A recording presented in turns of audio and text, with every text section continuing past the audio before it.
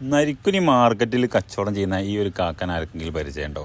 ഇങ്ങനെ കടയിൽ പോയിട്ടുള്ള ആൾക്കാരുണ്ട്. അവിടെ ഒരുപാട് സ്പെഷ്യൽ ഐറ്റം സാധനങ്ങൾ അവിടെ വിൽക്കുന്നുണ്ട്. അതാ കണ്ടില്ല, ഈന്തൊക്കെ എന്ന് പറഞ്ഞാൽ എവിടെയും കിട്ടാത്തൊരു ഐറ്റം ആണ് കേട്ടോ.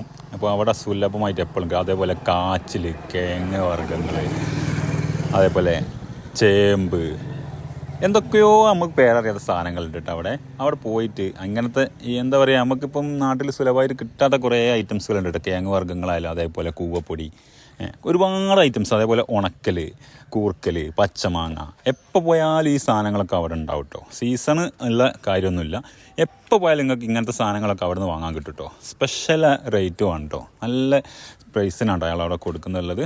അതേപോലെ ചട്ടിയും കലവും അങ്ങനത്തെ സാധനങ്ങൾ വേറെയുണ്ട് കേട്ടോ. പിന്നെ നല്ല കൊടംപുളിയും നല്ല കാടമുട്ടയും അതും കിട്ടും കേട്ടോ. നല്ല വേലൻസ്രാവൊക്കെ കഷ്ണം മുറിച്ച് വാങ്ങണമെങ്കിലോ അതും പോയിക്കോളിട്ടോ ആപ്പിട്ട്.